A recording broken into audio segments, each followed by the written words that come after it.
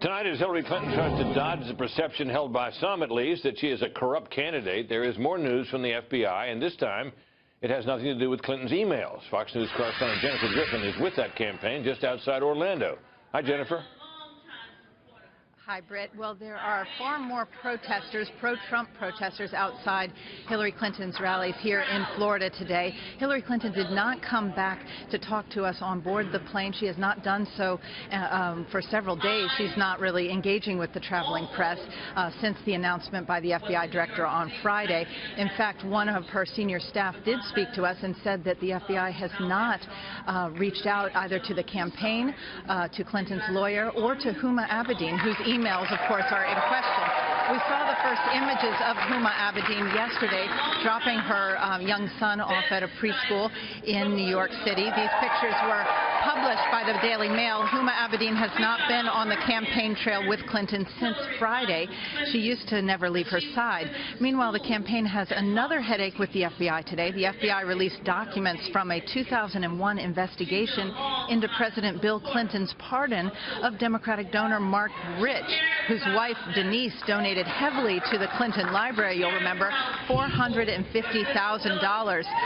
Clinton pardoned Mark Rich on the last day of his presidency, and the FBI says that they released those documents of the investigation because due to a FOIA request. The timing of the release so close to the election created more churn for the Clinton campaign.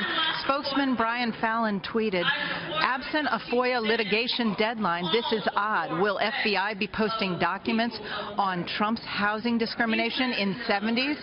Clinton has been trying to stay on message and make her closing argument on the trail. Today, at her first event in Florida, she did not reference the FBI Director James Comey or their frustration with the agency for releasing information on the eve of an election. She left those arguments to surrogates. She was joined instead today on stage by former Miss Universe Alicia Machado, who Donald Trump called Miss Piggy. Clinton had hoped to appeal to women, releasing an ad today with some of the most offensive things that Trump has said about women. But the headlines, Britt, continue to be about the FBI investigation. She is here in Sanford, Florida. That, of course, is where Trayvon Martin was killed several years back. And Hillary Clinton has become very close with his mother, Sabrina Fulton, and other mothers of the movement. Again, they are trying to talk about issues, national security issues, but they keep getting drawn back to this FBI issue. Back to you. Jennifer, I should note that the FBI is out with a statement tonight about that Mark Rich case, in which they say that Freedom of Information Act request that led to this release today was in the queue.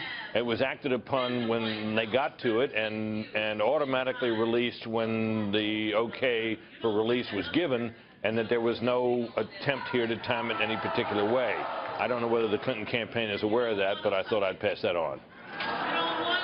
Absolutely, Brett. In fact, the FBI says it was a pure coincidence and that they had received multiple FOIA requests for that document, and it just came up in the queue. The Clinton campaign, when they were tweeting, I don't believe was aware of that, but the timing could not be worse for them.